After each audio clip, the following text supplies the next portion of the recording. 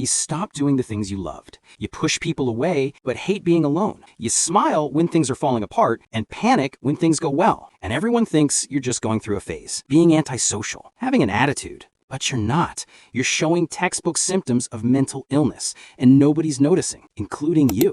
These 6 things you do every day, they're not quirks. They're your mind screaming that something's wrong. Your favorite hobby? You haven't touched it in months. That thing you used to love, that used to make hours disappear. Now, the thought of doing it feels exhausting, empty, pointless. This is anhedonia, your brain's reward system shutting down. Depression doesn't just make you sad, it makes you numb. It takes away your ability to feel pleasure. So the things that used to bring you joy now bring you nothing. And that nothing is scarier than sadness. You're not losing interest, you're losing the ability to feel interest. And when nothing makes you feel alive anymore, what's the point of being alive? That's the thought that should terrify you into getting help. You're always fine, always good. People try to check on you and you deflect immediately. You'd rather suffer alone than let someone see you vulnerable, because vulnerable means weak, and weak means they'll leave. This is trauma response. Somewhere along the line, you learn that showing weakness gets you hurt, dismissed, abandoned. So you built walls, massive ones. And now you're so good at being strong that you don't know how to be anything else. You cancel plans, you ghost your friends,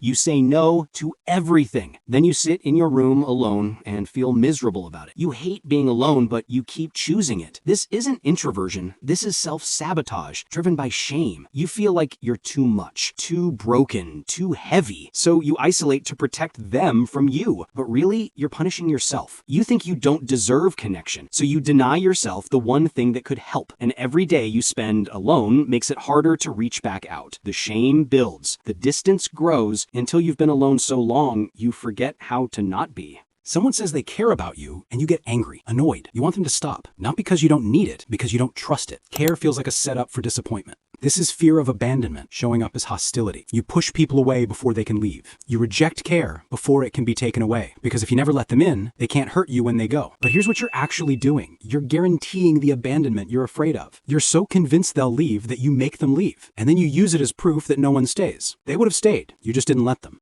You laugh at funerals. You smile during confrontations. Someone's pouring their heart out, and you're fighting the urge to laugh. You're not heartless, you just can't process heavy emotions normally anymore. This is inappropriate affect. Your nervous system's so overloaded, it doesn't know how to respond to emotional intensity anymore. So it defaults to laughter. Not because it's funny, because your brain's short-circuiting, and people think you're cruel, disrespectful, uncaring, but you're not. You're dysregulated. Your emotional responses are broken. You can't control it, and you hate yourself for it, but you can't stop because your nervous system is malfunctioning. If you saw yourself in all of these, you don't have a personality problem. You have a mental health crisis that you've been calling a personality. These aren't cute quirks. They're not just how you are. They're symptoms. Your brain is malfunctioning, and you've been pretending it's a vibe. You're not broken, but you are unwell, and the difference matters because unwell can be treated.